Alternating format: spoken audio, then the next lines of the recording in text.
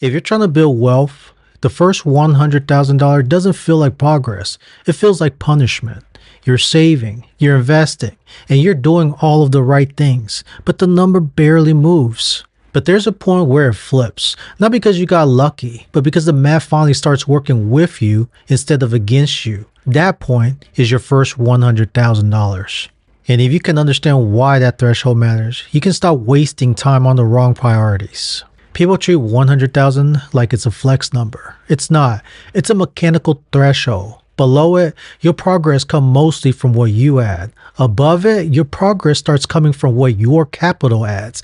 That's why it feels like nothing happens until suddenly it does. So let's break down why the first $100,000 is so slow and what you can do about it. There are three forces that makes the first $100,000 slow. Force number one, fixed costs and friction. Early on, life eats your cash flow. Rent, car, insurance, food, random emergencies. Even if you earn decent money, your savings rate gets dragged down by just existing. And this part is sneaky. It's not the big expenses that kill you. It's the constant little leaks, such as subscriptions, convenience spendings, upgrades, impulse buy. In the beginning, a few $100s a month is the difference between hitting $100,000 in a year versus a decade. So the first challenge isn't investing, it's creating a reliable surplus. Force 2, returns don't matter yet. Here's the uncomfortable truth. If you had $12,000 invested, the market can't change your life, even if you had a solid year. Let's do simple math. At 7% a year, $10,000 grow by about $700 a year. Nice. But it's not a quit your job money. And it's not even change your month money. So early on, obsessing over perfect investment is like optimizing the aerodynamics of a bicycle. You don't have a speed problem. You have an engine problem. Force 3, your income curve is backloaded. Most people's income increase later, not earlier. You get better at valuable skills, you get better at negotiation, you learn what businesses actually pays for, you build a reputation, you build a network, you build leverage. So the first $100,000 feels slow because you're building two things at once: capital and earning power. That's why early stages feel like you're running uphill with a backpack.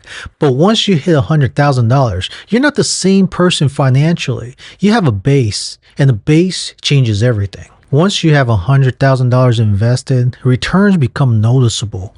At 7%, $100,000 can grow roughly $7,000 a year. At 10%, that's $10,000 a year. Now add your contributions on top of that, and you start feeling momentum. This is the moment where your portfolio stops being a savings account with vibes and start becoming an income-producing asset. It's not that you got rich, it's that you crossed the line where your money can actually do meaningful work. And that's why the best strategy isn't trying to find the magic investment. The best strategy is getting to the threshold faster so that the system can do exactly that. In the next segment, we're going to talk about the PATH system to reach $100,000 faster.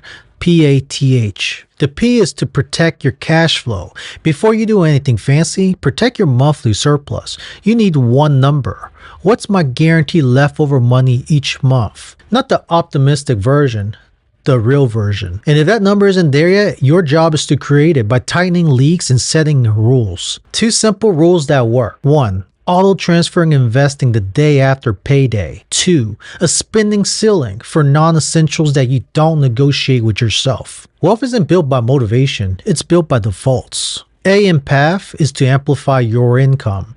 If you want your first $100,000 faster, income has to move. This can be a higher paying role, a skill that pays more, a side service you can sell weekly, content that builds leads, commission-based upside. In the first phase, income growth beats investment returns. A $500 a month raise is $6,000 a year accelerator. And unlike returns, you can influence it directly.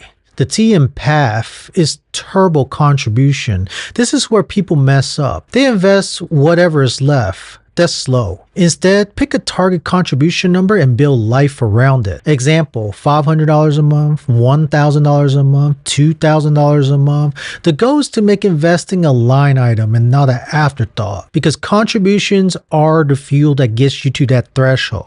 H in path is hold the line. This is the part nobody wants, but everyone needs. You must hold the line against lifestyle inflation, because every time your income rises, life will try to upgrade itself. New car, better apartment, more trips, better everything. And look, enjoy your life, absolutely. But if you upgrade your lifestyle at the same speed you upgrade your income, you stay stuck. So you need rules like, I don't increase fixed expense until I hit $100,000 invested.